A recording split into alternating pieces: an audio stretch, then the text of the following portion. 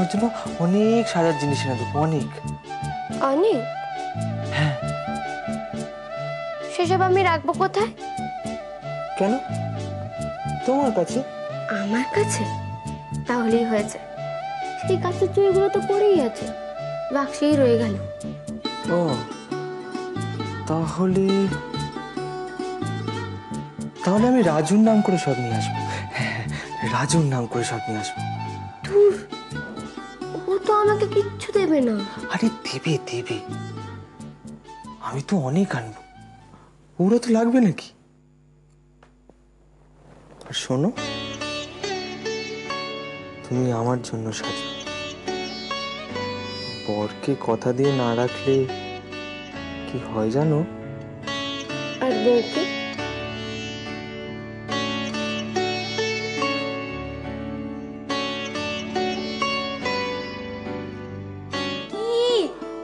আরে শোন না। আরে কেন সেটা তো বলবে। আরে আরে তোর জন্য একটা জিনিস এনেছি। আমার জন্যে? হ্যাঁ, দেখবি? দাঁড়া।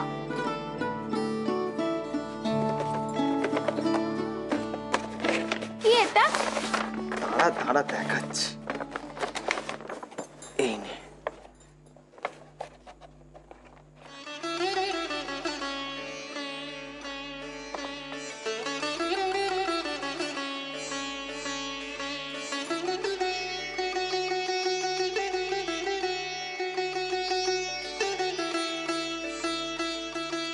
তুমি তুমি এগুলো আমার জন্য এনেছো? হ্যাঁ, তবে এত সব তো তোর লাগবে না, পারলে মেজবউকে কিছু দিস। কেন দেব? তুমি তো এগুলো আমার জন্য এনেছো। না, তা এনেছি, তবে তোর তো এত লাগবে না, তাই বলছিলাম মেজবউকে যদি কিছু দিস। দিবি তো? আর মা জিজ্ঞেস করলে বলিস তোর জন্য এনেছি, কেমন?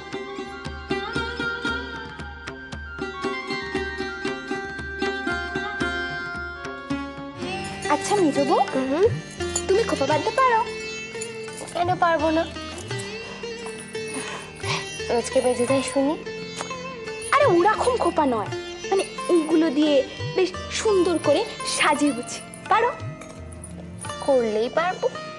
করলেই পারবো, সবকিছু করে পারা যায় না। কি করে পারবে শুনি? তুমি এসো, আমি তোমাকে ঠিক করে দেবো।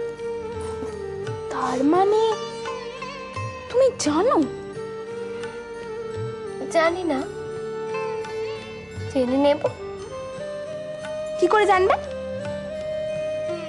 কেন? পাশের বাড়ির জয়া দিদির কাছে। ও, তার মানে তুমি জয়াদির থেকে চুল বাঁধা শিখবে। আমি কিন্তু মাকে বলে দেবো। যা বাবা, তোমার জন্য তো শিখবো। না না, তোমাকে ওর সাথে বেশি কথা কইতে হবে না।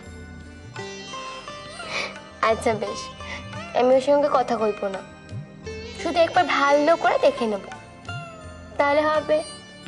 হুম।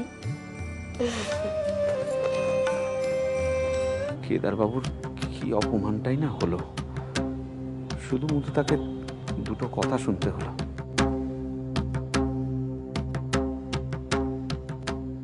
তুমি আবার কি ভাবতে বসলি ভাইয়া?